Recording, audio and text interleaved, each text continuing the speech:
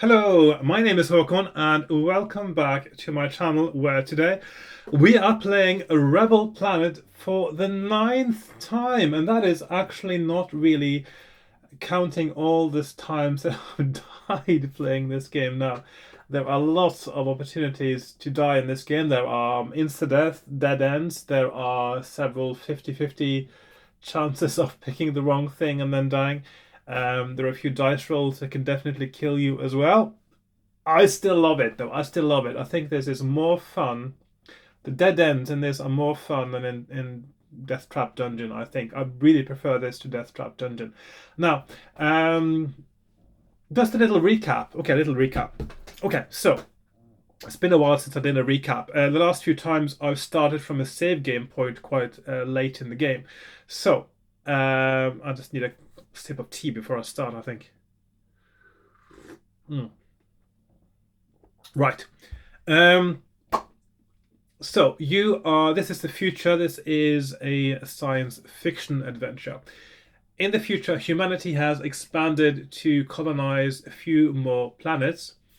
But on the fourth planet, I think they get to, and not really the fourth outside of the solar system they get to, there is another race of beings known as the Arcadians that they were only waiting really for the technology that could take them elsewhere in the galaxy.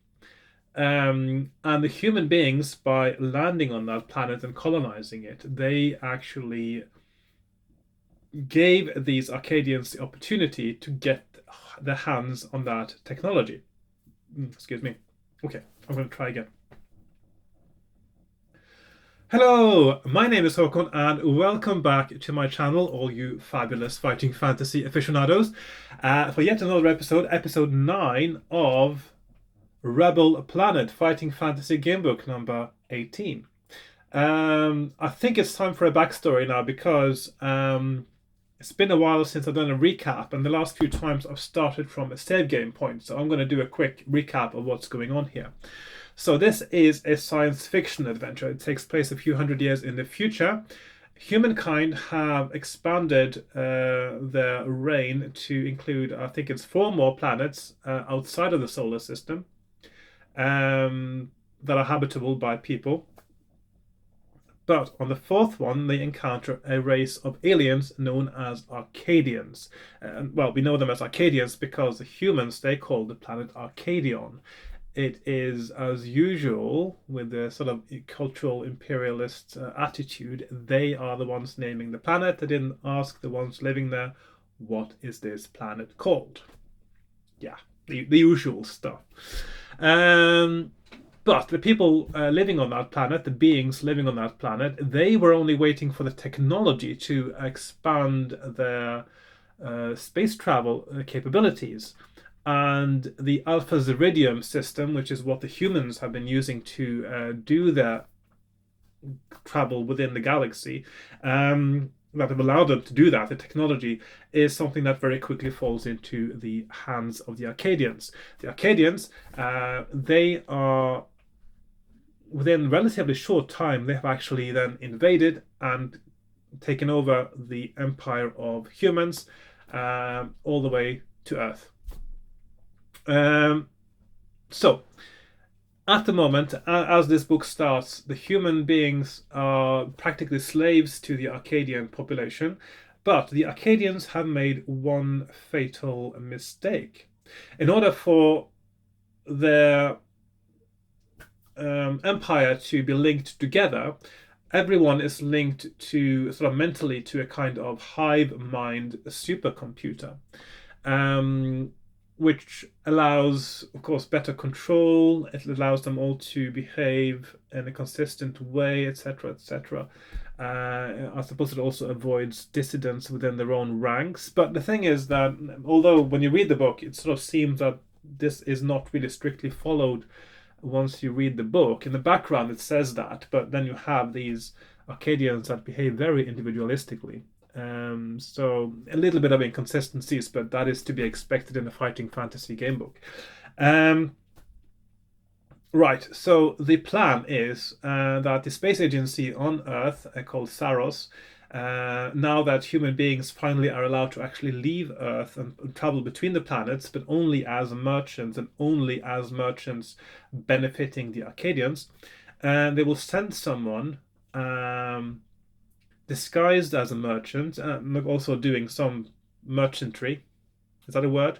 Um, and that's you. You are the hero. You are the ones doing you one doing this, because secretly, excuse me, you are a trained sort of assassin. You've got martial art training. You've got weapons training, and your mission is to find the code that will let you access and therefore also destroy in some kind of way, or shut down the central hive mind computer that is running the Arcadian Empire and that is also controlling the minds pretty much of all the Arcadians.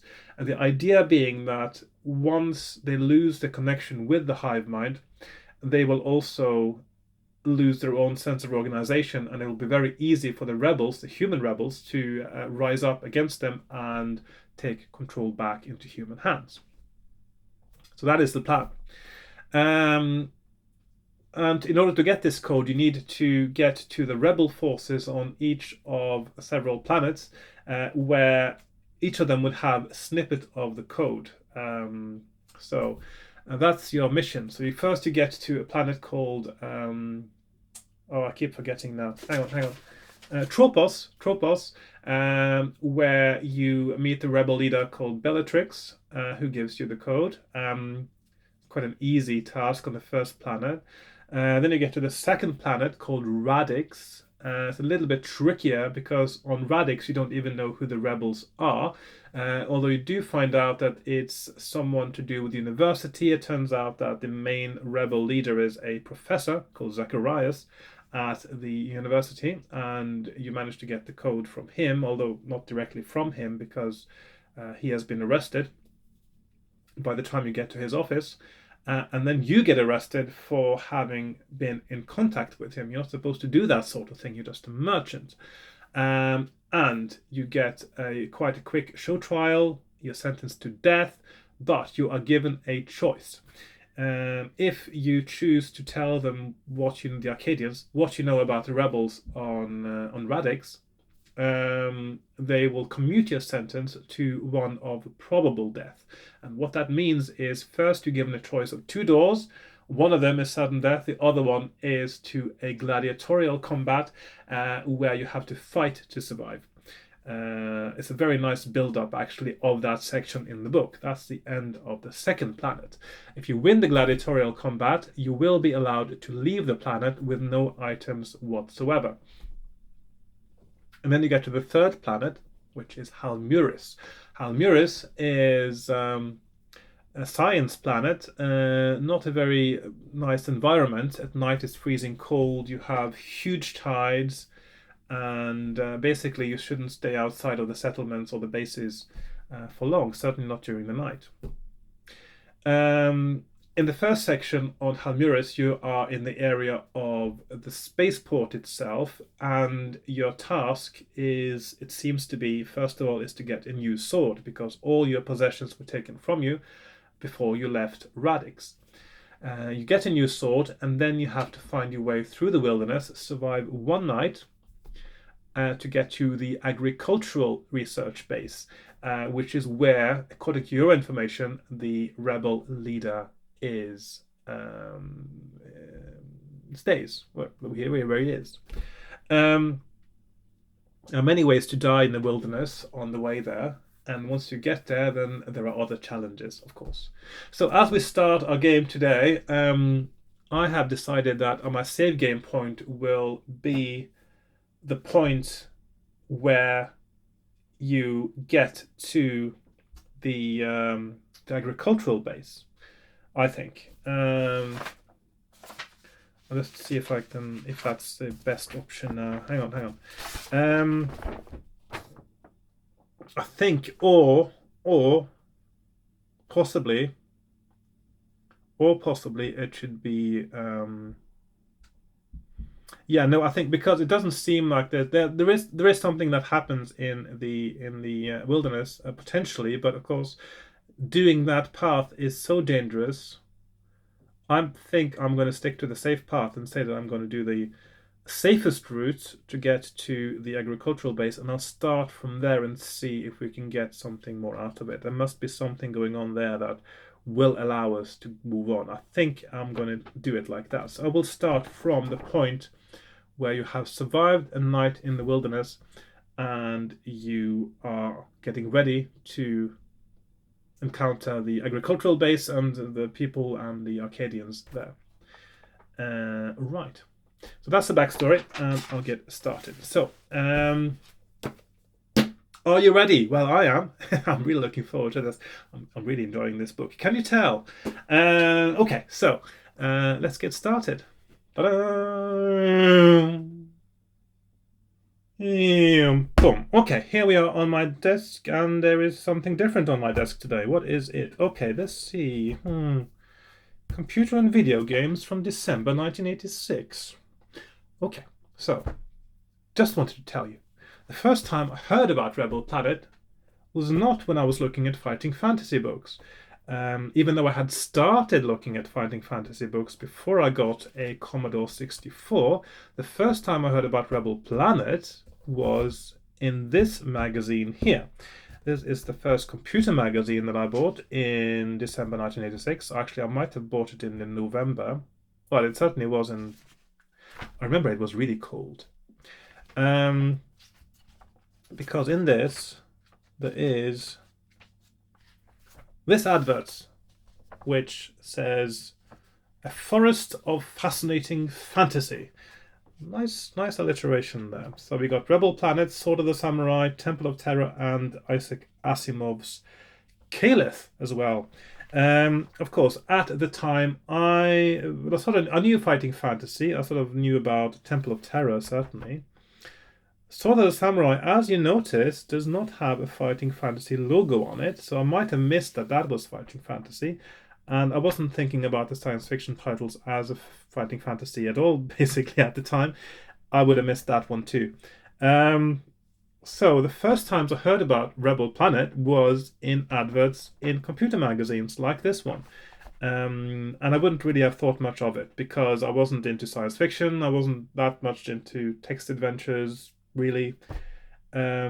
But Rebel Planet had a lot of full-page adverts on its own. I don't think the Temple of Terror and the Sword of the Samurai did get that much advertising space as Rebel Planet did.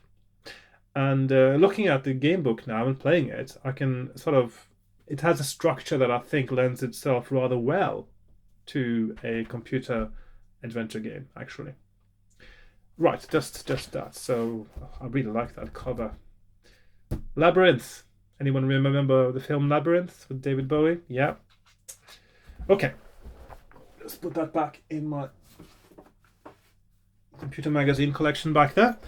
Right. Let's get started with the actual game now. So, as I said, I have decided to start from where I enter the agricultural base area, which is paragraph 114. And see if we can do anything differently from there. Right.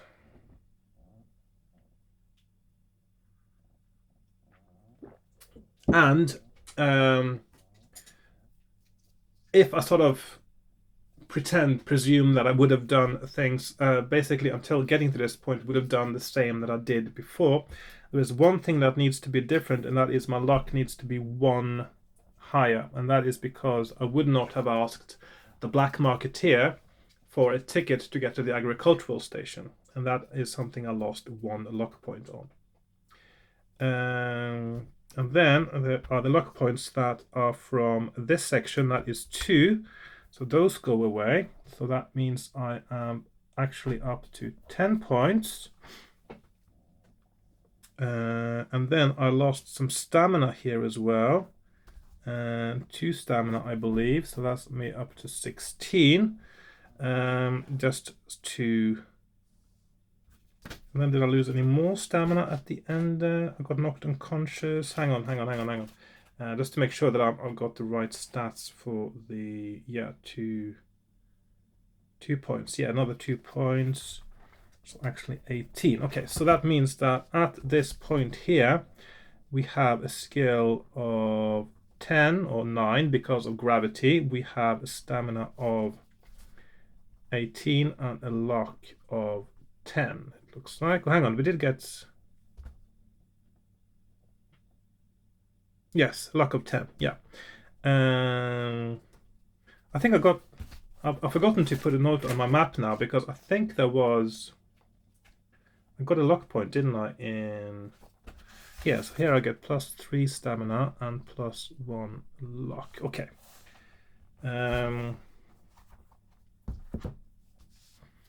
And 405 credits, 405. Okay, so that is our stats going into 114. Maybe I'll just do a new character sheet just to keep things tidy. So, skill 10, stamina 20, luck 11 credits, 2000, and then we have 9, we have 18, and we have 10 and 405. We've currently got a sword again, and we've also got 2 snippets of code, which are 101 and 100. Right, let's get started. Let's see, just to swap my view here so I can see better what I'm doing. Okay, 114. Your path winds through a rocky gorge, which narrows until there is only room for one person to squeeze between 2 cliffs. Then, laid out in front of you on a plain is the agricultural station. There are fields of experimental shrubs being tested for survival in the harsh climate, which are being tended by human workers.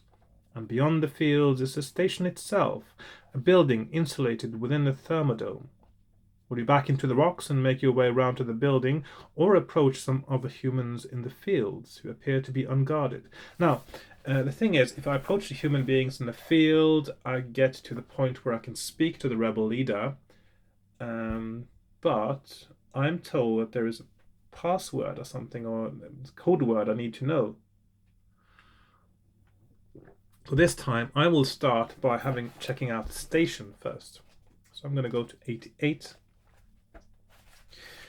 You have to backtrack quite a way to find a passage through the cliffs towards the building, but you manage to circle round to the building without being detected.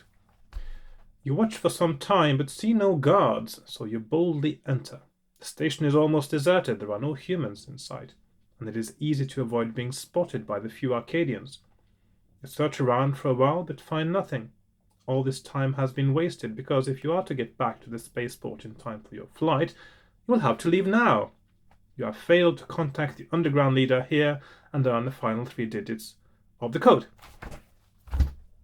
Yeah, I'm going to keep going. Okay, so that is another dead end. Well, the thing is, in the paragraph before, I meet this man who tells me that all the humans are going to be out in the field, which is a good clue, but I didn't think that, which means that that's a bit weird.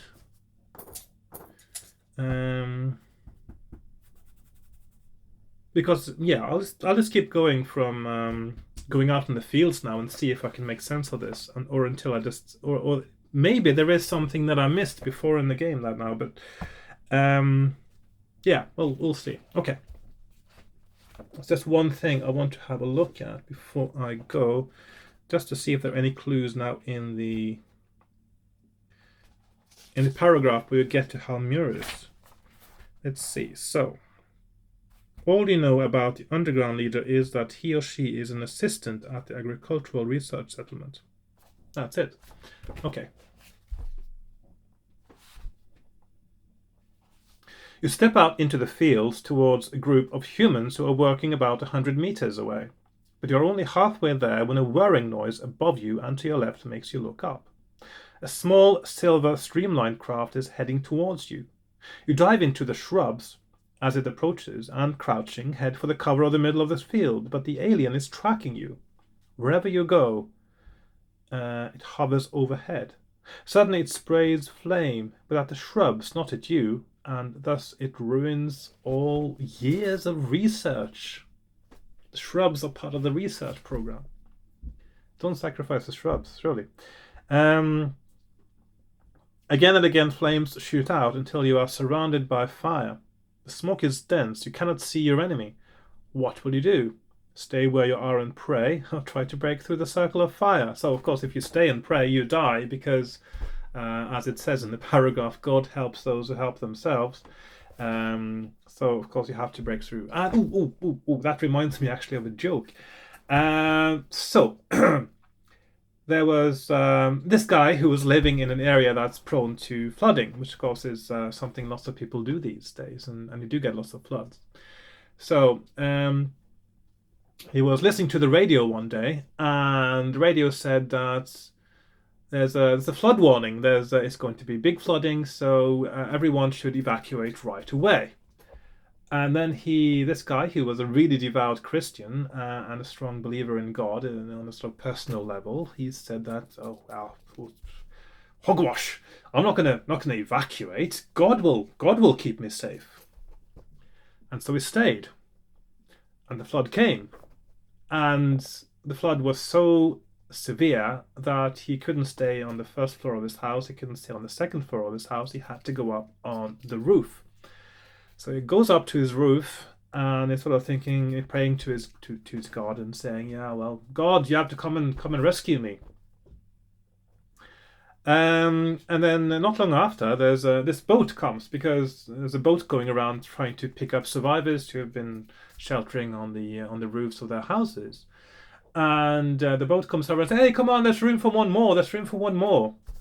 And the guy sits there on his roof and he says, "No, no, no, no, no, no, no. I know God is going to save me. God is going to save me." So he stays on his roof, and the boat goes away. And then a helicopter shows up, and these guys come there in the ladder, and they're quite close to him, and they're saying, "Oh, we can pick you up now. We've got room for one more here. We've been saving people from the flood." And he says, "No, no, no, no, no. Go away. God is going to rescue me." And so the helicopter goes away. And the guy sits there on his roof until until the water goes higher and he drowns or he starves to death. I don't know, that's not part of the story, but he dies. And so he gets to the pearly gates in heaven, and St. Peter is there, and St. Peter lets him in. And the first thing he does is he's a bit irate at this point, actually. So he goes over to God and he says, "Excuse me, God, I believed in you. I prayed to you. I told you to come and rescue me. Why didn't you come and rescue me?" And then God looks at him and says, "What are you doing here?" "Yeah, but you didn't come and rescue me," the guy says. "Oh, but I sent you a radio message. I sent you a boat. I sent you a helicopter. Why are you here?" That's the story. Okay.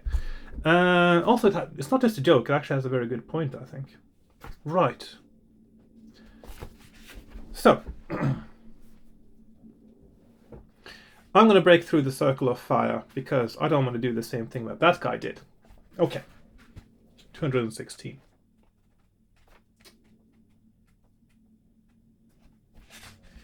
Eyes streaming and choking in the smoke, you race, sometimes leaping, sometimes zigzagging between burning bushes.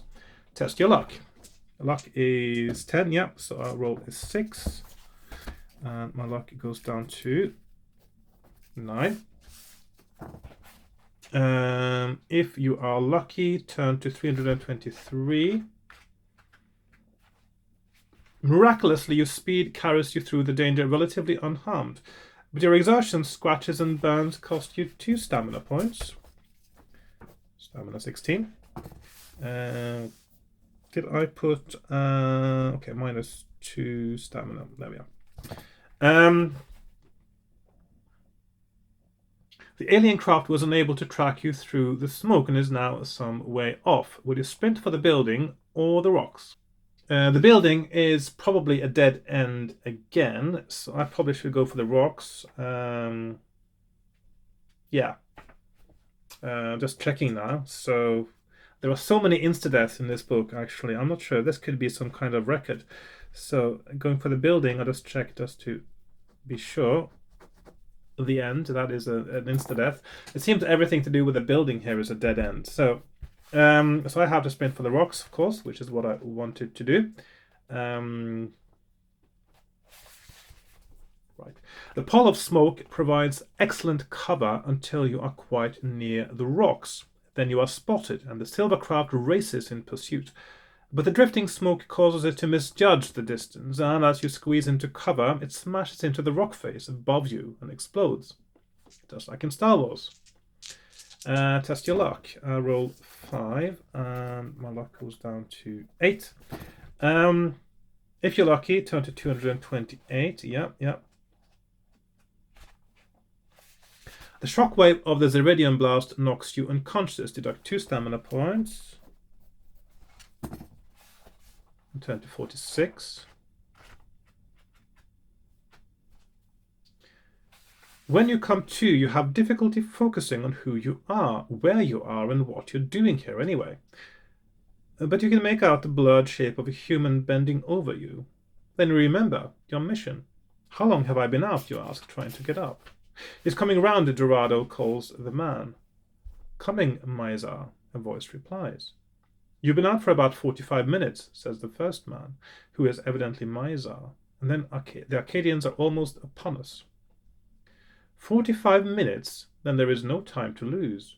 You will scarcely make it back to the spaceport in time for your flight. You must send one of the men to defend the pass and buy you enough time to talk to the other and escape. Will you send Dorado away or Mizar? Now, at this point, I was hoping I would sort of be able to find some other clue that would help me now. The only thing I can do now is the opposite of what I did last time. And if that is a dead end, then there is something I missed before. And I don't know what it is or where it is. But I will find it out at some point, I guess. So I will have to send Dorado away in this case. 175. See what happens. Now, Mizar, you say authoritatively, I must go, but first tell me what you know about the digits of the Arcadian computer. What on Halmuris are you talking about, says Mizar, as the Arcadians overwhelm Dorado and pour into the clearing. Whether or not you escape this immediate danger, you have failed in your mission. Okay, so another 50-50 choice that leads to certain death. Not certain death, but certain end of the adventure. So that means there is only one way to get the code, and that is to know something. When you talk to Mizar, I'm just wondering what that could be. There must be some clue or something I haven't picked up. I don't know where it is, which intrigues me, actually, to be honest. So that means the only correct thing to do there is to do that. The only correct thing to do here is to do that and that. Because the other paragraph, it says, Dorado, you say, I must go, but first tell me what you know about the digits of the Arcadian computer. Identify yourself, he says in reply. What's the password? You will now either know what to do, or you will get nothing more out of Dorado, however much you protest that you cannot know his password, having only just arrived on the planet. I'm wondering, is it possible that I've been left another clue by Professor Zacharias that I've missed? I'm wondering, is that a possibility? If I go to 376 again now, So this is a picture in which I was expecting to find only one clue, and that is the part of the code for the computer. But is it possible that there's also a clue here to the code word that he is talking about? Which other numbers do I have here? I've got 220 or 200. I've got 210. It can't be 100 because that is already, I know that's a paragraph or something else.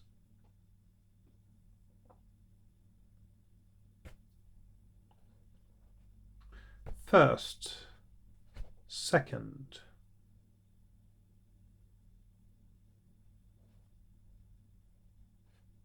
First century, second generation. Circle. Relation. Newsfront 4.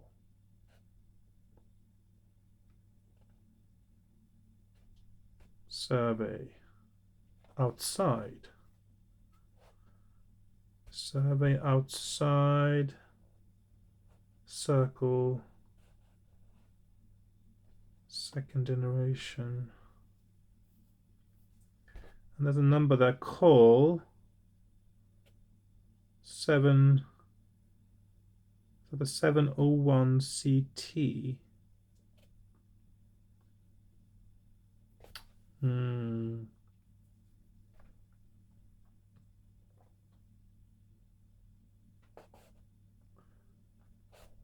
First century, second generation, circle relation.